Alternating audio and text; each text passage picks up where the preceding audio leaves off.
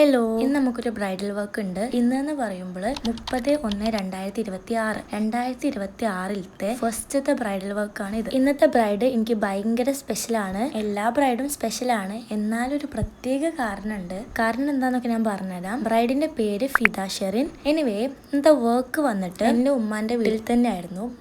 ഉമ്മാന്റെ വീട്ടിൽ തന്നെ എന്ന് പറയുമ്പോൾ ബ്രൈഡ് അങ്ങോട്ടേക്ക് വന്നതായിരുന്നു. ബ്രൈഡിന്റെ വീട് കരിങ്കപ്പാറ. എനിവേ, എന്നെ പരിചയപ്പെടുത്താൻ മറന്നുപോയില്ലേ. എന്റെ പേര് നുഹ. ഞാൻ മലപ്പുറം ബേസ്ഡ് ഹെന്ന ആർട്ടിസ്റ്റ് ആണ്. ഹോം സർവീസ് അവൈലബിൾ ആണ്. ആർക്കെങ്കിലും ബ്രൈഡൽ ഹെന്ന, പാർട്ടി ഹെന്ന ഒക്കെ ബുക്ക് ചെയ്യണമെന്നുണ്ടെങ്കിൽ നമ്മളെ കോൺടാക്ട് ചെയ്താൽ മതി. ഇന്നത്തെ ബ്രൈഡിന്റെ സ്പെഷ്യാലിറ്റി പറഞ്ഞുതരാം. കാരണം എന്താ വെച്ച് കഴിഞ്ഞാല് ബ്രൈഡ് അല്ല എന്നെ കോൺടാക്ട് ചെയ്യുന്നത്, ബ്രൈഡിന്റെ നെയ്ബർ ആണ്. ബ്രൈഡിന്റെ നെയ്ബർ എന്ന് പറയുമ്പോൾ എന്റെ ബാച്ചിലത്തെ സ്റ്റുഡന്റിന്റെ ഉമ്മയാണ് കോൺടാക്ട് ചെയ്യുന്നത്. ഉമ്മാന്റെ വീടിന്റെ അത്ര അടുത്തായിട്ട് കൂടി എനിക്ക് ഈ ബുക്കിംഗ് കിട്ടുന്നത് ഓൺലൈൻ ത്രൂ ആണ്.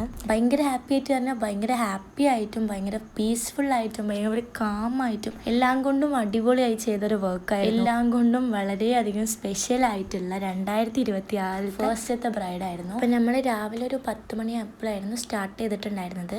ആദ്യം കൈയിന്റെ ഉൾഭാഗത്തും പിന്നെ ഒരു കൈയിന്റെ പുറം ഭാഗത്തും ഇട്ടിട്ട് നമ്മൾ കാലിൽ ഇട്ടിട്ടുണ്ടായിരുന്നു. കാലിലൊരു സിമ്പിൾ മണ്ടാല ഡിസൈൻ ആയിരുന്നു ബ്രൈഡ് ചൂസ് ചെയ്തിട്ടുണ്ടായിരുന്നത്. പിന്നെ കൈയിന്റെ ഉള്ളിലത്തെ ഡിസൈനും അതേപോലെ തന്നെ പുറത്തത്തെ ഡിസൈനും നമ്മൾ അപ്പം വെച്ച് തീരുമാനിച്ചതായിരുന്നു. കാലിലത്തത് ഓൾറെഡി ആള് നോക്കി വെച്ചിട്ടുണ്ടായിരുന്നു. ഈ വർക്കിന്റെ ഒരു മെയിൻ ഹൈലൈറ്റ് എന്താണെന്ന് വെച്ച് കഴിഞ്ഞാൽ ഇതിൽ ഇട്ടിട്ടുള്ള ഓരോ എലമെൻസും ഞാൻ അത്രയും എൻജോയ് ചെയ്തിട്ടായിരുന്നു.